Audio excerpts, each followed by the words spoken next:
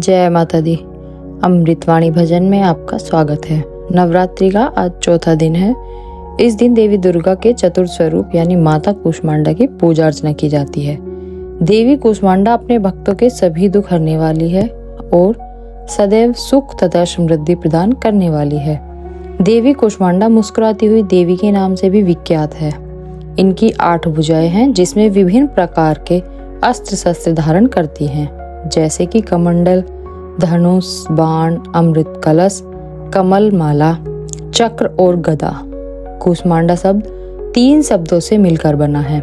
इसमें कु शब्द का अर्थ है छोटा, ऊष्मा शब्द का अर्थ है गर्मी और अंड शब्द का अर्थ है अंडक। परंतु देवी कूष्मांडा का यह नाम कैसे पड़ा और किस प्रकार उनकी उपासना की जानी चाहिए, इन प्रश्नों के उत्तर आज के हम इस वीडियो में देखेंगे। तो चलिए चैत्र नवरात्रि के चतुर्थ दिन में प्रारंभ करते हैं देवी कूष्मांडा से जुड़ी एक पौराणिक कथा। देवी दुर्गा से जुड़े एक पुराण में कहा गया है कि इस ब्रह्मांड की सृष्टि से पूर्व केवल अंधकार था और उस समय देवी कूष्मांडा ने ही इस ब्रह्मांड की उत्पत्ति की जिसमें हम रहते हैं। लेकिन देवी कूष्मांडा का निवास स्थान कहाँ पर है? कहते हैं कि सूर्य के मूल में देवी कूष्मांडा निवास करती हैं, बल्कि यूं कहे कि सूर्य में ऊर्जा और गर्मी भी वहां प्रदान करती है।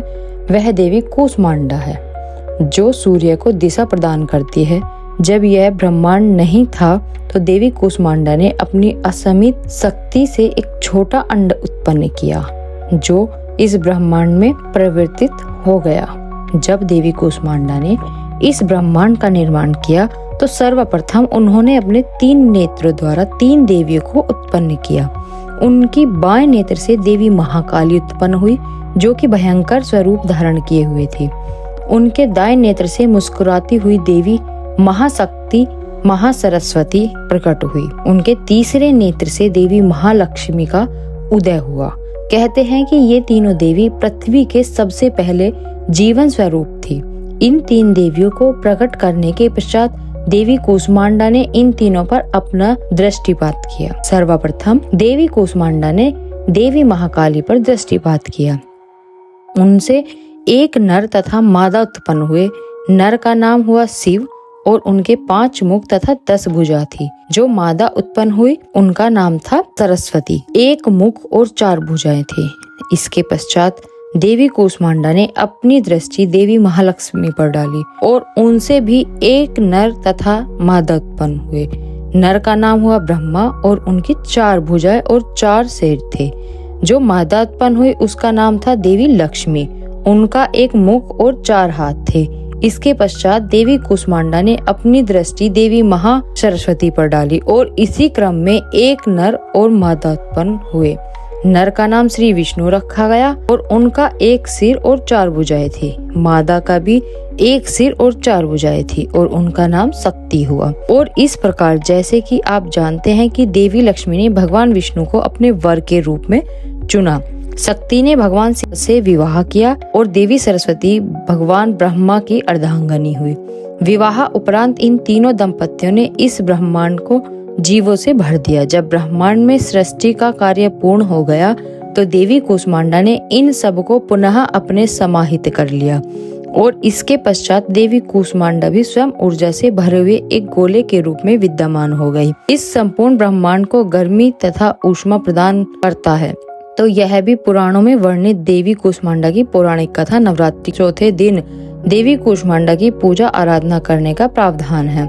उनकी पूजा करने के लिए प्रातः काल ब्रह्म मुहूर्त में उठकर स्नान इत्यादि से स्वच्छ होकर एक स्थान पर माता का विग्रह स्थापित करना चाहिए। इसके पश्चात उन्हें शुद्ध जल और पंचामृत से स्नान करवाएं।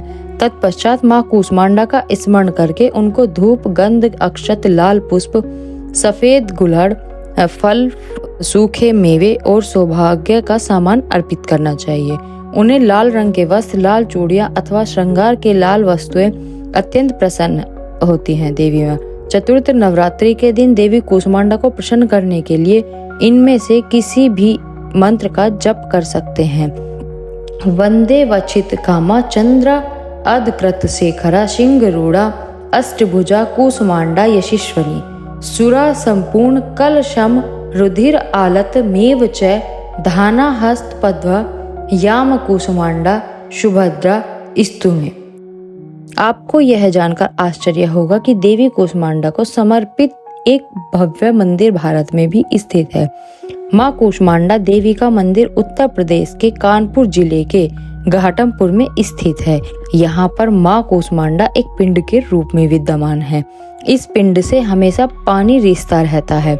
स्थानिक लोगों का मानना है कि मंदिर में अर्पित किए जाने वाला पानी कई दुखों का निवारण करता है और इसके साथ ही इस पानी को आंखों में लगाने से आंखों की रोशनी भी बढ़ती है।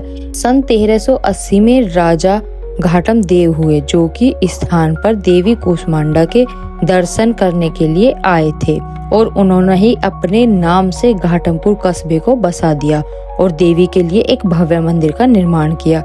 सन 1890 में इस मंदिर का पुनः निर्माण करवाया गया और यहाँ पर रहने वाले स्थानीय बंजारों के समुदाय ने यहाँ पर एक मठ की भी नींव रखी। उत्तर प्रदेश का कानपुर देश के सभी प्रमुख शहरों से रेल, सड़क और हवाई मार्ग से जुड़ा हुआ है। यहाँ पर आप किसी भी माध्यम से पहुँच सकते हैं। इसके अतिरिक्त देश में देवी कुसुमांडा को समर्पित कुछ अन्य मंदिर भी हैं, तो यह भी चैत्र नवरात्रि के उपलक्ष्य में चौथे दिन पर देवी कुसुमांडा की पौराणिक कथा और उनसे जुड़े हुए विशेष जानकारी। यह वीडियो अगर आपको अच्छा लगा हो नीचे कमेंट बॉक्स में लिखकर जरूर बताइएगा। हमारे शास्त्रों की इन पौराणिक कथाओं को सुनना अगर आपको अच्छा लगता है तो आप चाहते हैं कि इस कार्य को हम ऐसे ही आगे बढ़ाते रहें।